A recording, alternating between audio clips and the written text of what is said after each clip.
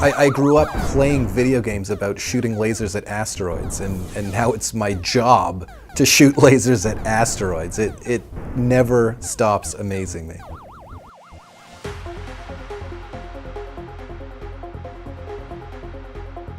My name is Tim Haltigan from the Canadian Space Agency, and I'm the Canadian Mission Manager on OSIRIS-REx. I'm responsible for the overall operations of the OLA instrument and also responsible for coordinating the contributions of the Canadian science team. So OSIRIS-REx is an international collaboration led by NASA that is a mission to go to an asteroid named Bennu, capture a sample of it, and bring it back to Earth so we can understand a little bit more what it's made of. Understanding the shape of asteroid Bennu is going to be absolutely fundamental to understanding the geology and putting it in context. The other reason you really need to understand the topography extremely well is that when we're going in to take a sample, it's a very, very fine measurement. And so if you're coming in, you've got the sampling head at the end of this arm that has to come in perfectly square to the surface. If you don't understand shape, sort of at a 30 centimeter scale, you're not going to be able to collect a sample. So OLA, or the OSIRIS-REx Laser Altimeter, is an instrument on the spacecraft that has two lasers inside of it, and it acts sort of like a 3D scanner. OLA is going to create a three-dimensional map of the entire asteroid Bennu at a resolution of about 1 point every 7 centimeters. This operates very similar to a radar. However, instead of using a radio wave, it uses light. And so by measuring very accurately how long it takes for that laser pulse to go out and bounce off a surface and come back, you can measure a very accurate distance away from the spacecraft. The reason we have two different lasers is that we have to measure the asteroid from different distances away from it.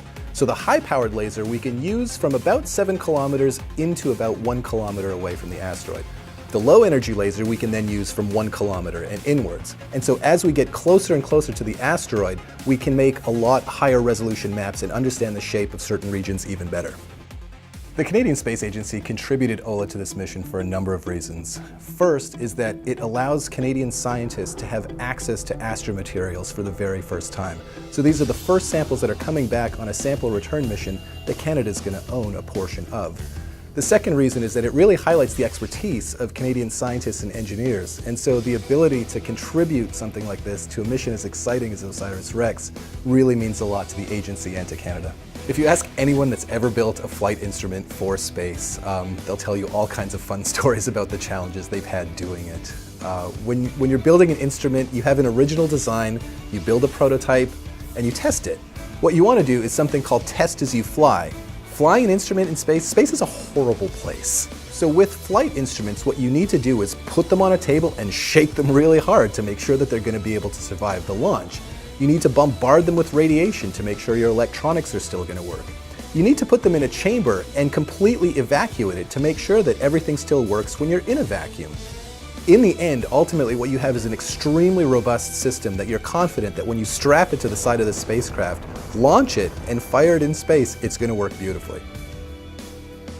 I am incredibly excited to actually see what this asteroid looks like. When we get there and we see the first images and generate that first shape model, I think it's going to surprise everyone.